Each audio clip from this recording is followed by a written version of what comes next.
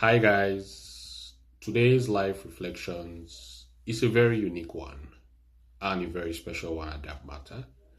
I have a very special guest in the house in the person of my lovely and beautiful wife, Amaka. Today is our 13 years anniversary, and together we will be sharing our experience on how couples can grow and sustain their marriage. Hi, guys. So, as is our tradition every year, we decided to share with you something little from our own experience in marriage as we mark our 13th year anniversary. And so, baby, what is that 5 vital signs that you think has really helped us grow and sustain our marriage till this time? Okay, so I think before we start to talk about the things that have really helped us, I would like to say that there is one thing every couple who truly wants to do their marriage right must understand, and that is since God is the one that designed marriage in the first place, He must be at the center of it all. Just like we have in Psalm 127, verse 1, it tells us that unless the Lord builds the house, they labor in vain who build it. Yeah. So, from our own experience, there are 5 vital signs to watch out for, which has actually helped us and sustained our marriage till now. One is having a healthy conflict and no silent battles in our marriage. Healthy marriages are not free of conflict. They are defined by how couples handle them, how you handle conflicts. Couples who sustain their marriages help to avoid any kind of conflict.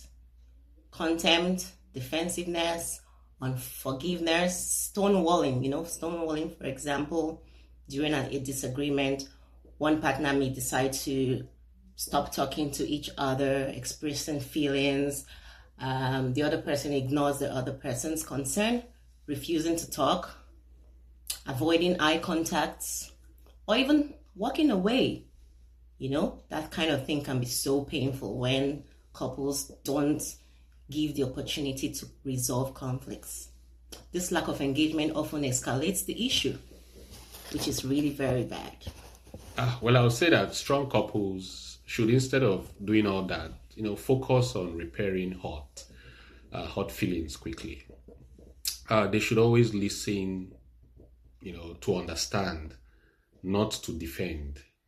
They should approach problems as a team, not as competitors. When you are married, you're not competing. Just as the Bible advises, do not let the sun go down without resolving issues. Now, if you are married, I'll ask you a question. How long did your last quarrel last? And then I'll leave you always with my quotes. It is not the absence of conflict that preserves marriage, but the presence of understanding after conflict. Yes. And the second point is the 5-to-1 positivity habits. According to a relationship expert, John Gottams, he says that lasting marriages maintain a magic ratio of 5 positive interactions for every 1 negative interaction. Now, what does this mean?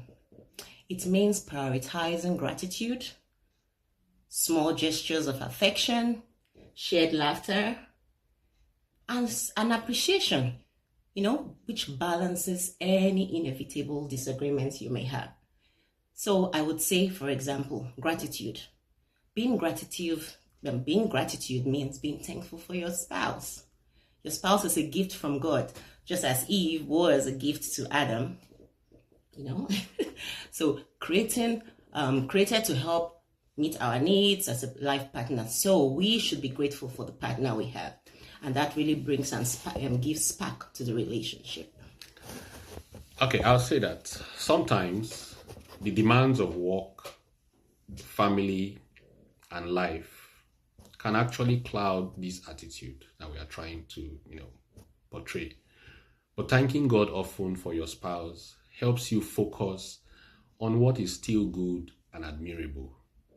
Sometimes reflect on those early days, recall what attracted you to your spouse. Remember what made you pledge your life and your love to each other. I'll give you an example. When I met my wife, I loved the way she dressed. She was always smart and decent. Today, she still carries that same aura wherever she goes. There was a particular all back hairstyle she used to make, that reminded me of her Igbo name, that her parents used to call her Chinano. So whenever I call her that name, you can see she still smiles. It tickles her fancy. So I'll say love does not fade with time. It fades only when appreciation stops. Yes, that's very correct. And the third one I want to talk about is emotional and physical intimacy. You see this thing, it works magic. Intimacy goes beyond physical affection. It includes emotional, intellectual, and spiritual closeness. It is the vulnerability of sharing your inner world, fears, and hopes while still feeling safe, known, and accepted despite your flaws. Physical intimacy can be as simple as holding your spouse's arms, leaning on their shoulders, holding their hands while you walk, while you sit in the car, on the bus. These little gestures strengthen emotional connection. Try it out one of these days and you'll see what I'm talking about. All right, then. I can add to that by saying that emotional intimacy means supporting each other's weaknesses with love. For example, a woman who keeps burning her food or she forgets things, should not be made to feel bad. It should be discussed, lovingly and worked on together. In the same vein, a man who has struggled to close a business deal or even pass a certification exam, there are men like that. They should not be discouraged. They should rather be encouraged, not criticized. Let me give you an example. I like example. I'm a practical person. I'm someone who does not like to study seriously for exams. My wife is an academician. She creates the entire structure when it comes to, and the environment when it comes to studying in the house. The timing, the food, the willpower. She ensures that I put in the real effort that I have to. And I must say, each time I, study with her, I often come out with strong grades. So never underestimate the power of working together. Very true. True intimacy is when your spouse becomes the safest place of your weakness. And that is what I can say about that. Thank you. And so the fourth vital sign I'm going to talk about is shared values and a blended vision for the future. What are your goals? As couples do not agree on everything, but they must share a similar core value and a vision for the future. For example, this includes alignment on finances, parenting, and life priorities. A sustainable marriage weaves two individuals' vision into one shared plan. For example, in finances, I believe one should eat one. I got this from my dad, eat one and save one, And my husband, on the other hand, may believe that, okay, one should eat today, be happy, and impact lives, because tomorrow is not promised, you understand? And today, our values are blended. We eat, we save, we impact lives, because the heart you touch today becomes that one that blesses you tomorrow. So you lose, you don't, it's a win-win situation. You don't lose. And number 5 on the list, of course, is trust, commitment, and daily connection. Now, this is the bedrock of a lasting marriage, demonstrated through honesty, reliability, and consistently prioritizing the relationships. Of course, it is the daily decision to invest time and energy into each other's life, even during life challenges. Because some of us, when life is bringing lots of challenges, we tend to forget those basic things we ought to do in marriage. That is wrong. Simple daily communications, calls, text messages, WhatsApp messages, these things help to bridge communication gaps, not from a place of monitoring, but from companionship. For example, my wife and I share our GPS locations. And there was a day when she was coming from work, she was on the bus. She stopped responding to messages because we were chatting. I got busy for about 3 minutes. And then when I called her when I discovered that she had passed her, bus stop.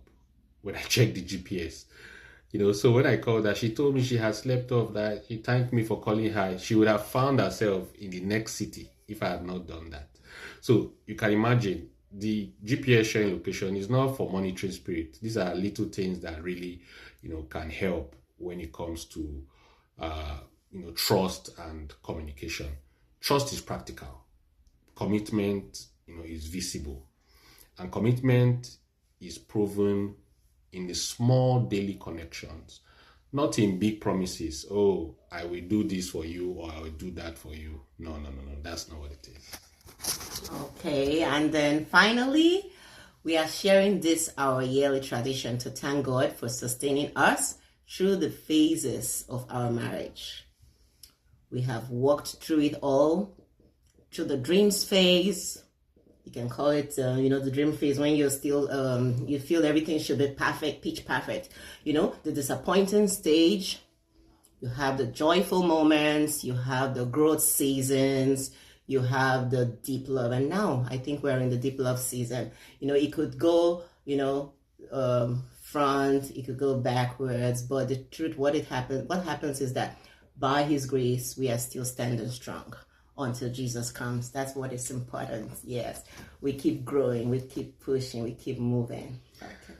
God never promised it would always be easy. But one thing that He did promise is that He promised us strength. Yeah. He said that every challenge that you come will refine you. And truly, every challenge we've had has refined us, shaped us, deepened our love, drawn us closer to each other. Yeah. And to Him.